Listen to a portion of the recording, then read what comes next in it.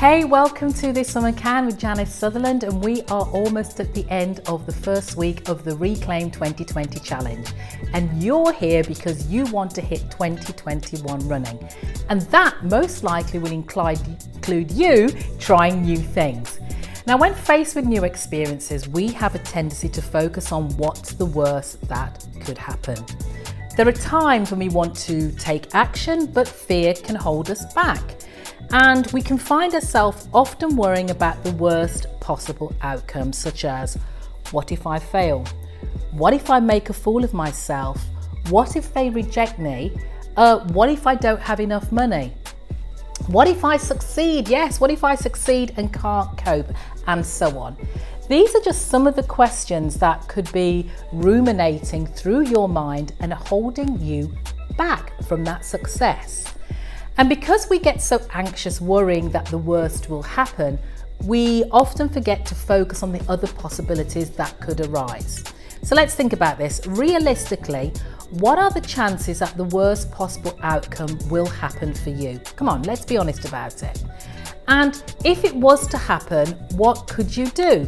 These are all things we need to consider. We are considered resourceful and have the ability to adapt when we go through adverse situations. And if you find yourself focusing on the worst happening all the time, chances are you won't take action and you will still be there feeling miserable maybe 1 year, 12 months, 2 years, 3 years, maybe longer from now. So how do you know if the fear of failure is stopping you from getting ahead? What are the telltale signs? Well, it could be a reluctance to try new things or get involved in challenging projects, maybe something like this. You could be self-sabotaging, for example, procrastinating, excessive anxiety, or having a failure to follow through with goals. There could be low self-esteem or self-confidence, and maybe we commonly use negative statements such as, I'll never be good enough to get that promotion, or I'm not smart enough to get on that team, all negative self-thought. Perfectionism, which we will touch on, it's a willingness to try only those things that you know you'll finish perfectly and successfully. These are all the things that will stop us because we have this fear of failing. There are simple ways to keep your fear of failure in check and ensure that you reclaim 2020 and lay a strong foundation for your future. First, what can you learn from your past experiences?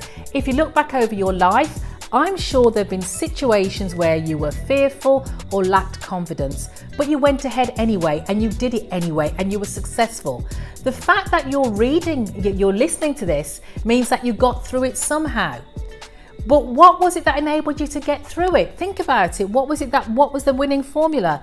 Who supported you? What strengths did you draw on?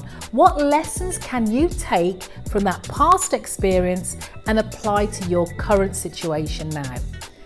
When I ask women or ask clients these questions, it's surprising, so surprising how many of them, when given the time to reflect, remember situations that they've overcome previously that they had to put in the back of their minds, or they put in the back of their minds. It helps them to see that they've overcome fear before. So if you've done it once, you can do it again. And you know what? So can you. Secondly is, what proof do you have? What's the proof? Where's the real? Where's the truth? We are very much led by our emotions. And if we let our emotions take over, we act and behave accordingly to how we feel. So if you're fearful of making changes to your career, you're fearful of going for that promotion, chances are the thought of doing so makes you feel anxious, very anxious. And because you're anxious, it's likely you're not taking the action you need to take. So ask yourself, what is it that you're worrying about? What's making you concerned? What do you believe will happen? And do you have proof that the negative outcome you're thinking of will actually take place? Let me take this time to share a story with you of a client of mine, Claire. Claire wanted to take the next step up in her leadership career, but doing so would have involved a lot of public speaking, the role she was going for, which she was incredibly fearful of.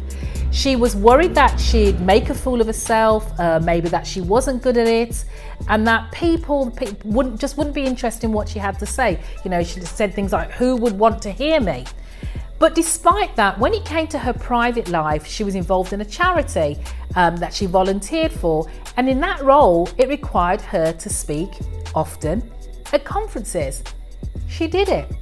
And she always got great feedback, fabulous feedback. So why was it that she could speak in publicly in her volunteer role, but not in a paid role? Now, a bad experience early on in her career, we talked about it, had knocked her confidence and self-belief about speaking publicly at work. But when we looked at it, that incident really happened loads of time, many years ago, and she hadn't experienced anything like that since. So therefore, as we said, the chance of it happening again were very, very small. And when she looked at it again and reflected on it again, she realised that the issue back then had not been about her, it had been about something else. And by having that coaching session and chatting, we helped her come to a realisation that with that revelation, she realised that she was worrying about nothing, really. And as a result, she felt far more confident and was able to overcome her fear. So, if fear is keeping you from going after what you want in your career, in your life, spend some time reflecting on Claire's story. Where do you see yourself? Something it's very similar, and then challenge yourself to take action, because trust me, you won't regret it as you reclaim 2020 and take a stance to move into 2021 with a strong foundation. I'll see you next time.